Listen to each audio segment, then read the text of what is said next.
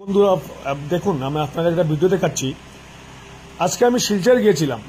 তো শিলচর গেছিলাম ডিওর অফিসে আমার একটা স্কুলের কাজে।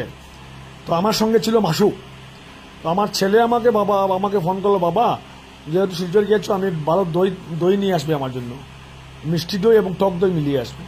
শিলচর ডিওর অফিসে কাজ শেষ করার পর আমি মাসুককে বললাম, আমার ছেলে যেহেতু দই খাবে, চলো ব্রাহ্মণবাড়িতে সেখানে যাই। এবং ও বললো ব্রাহ্মণবাড়ি থেকে দই কিনলে ভালো।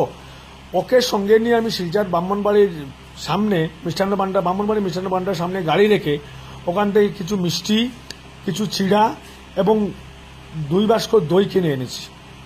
এই 2 বাস্ক দইয়ের মধ্যে একটা টক ছিল এবং একটা মিষ্টি ছিল। তারপর আমি মাসুককে নিয়ে বাড়িতে চলে এসেছি। বাড়িতে চলে আসার পর আমি সামান্য কিছু সময় রেস্ট করলাম। রেস্ট করার পর আমার ছেলেকে বললাম যে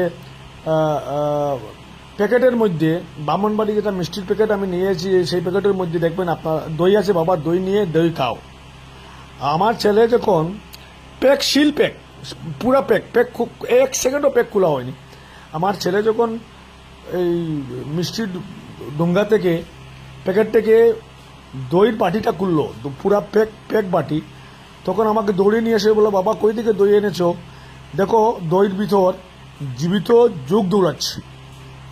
এটা দেখে আমি অবাক। আপনারা দেখতে পারেন কিভাবে এই জীবিত যুগটা দই বাতির ভিতরে দৌড়াচ্ছে। আমি দই প্যাকেট খুলিনি, গাড়ির ভিতর দই ছিল, আমার ডুঙ্গার ভিতরে দই ছিল, ঘরে নিয়ে এসেছি।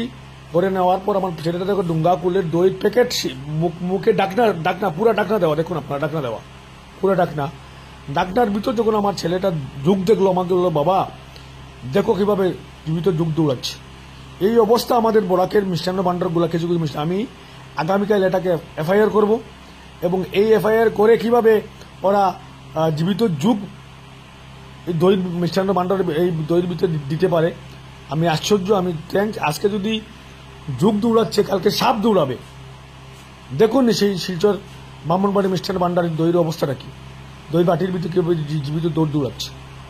আমার এই ভিডিওটা বেশি বেশি শেয়ার করুন, বরাকবাসী জানুক যে এইভাবে কিছু কিছু মিষ্টান্ন ভান্ডারে কি অবস্থায় অবহেলা এবং কি অবস্থায় ওরা কি আমাদের খাওয়াচ্ছে।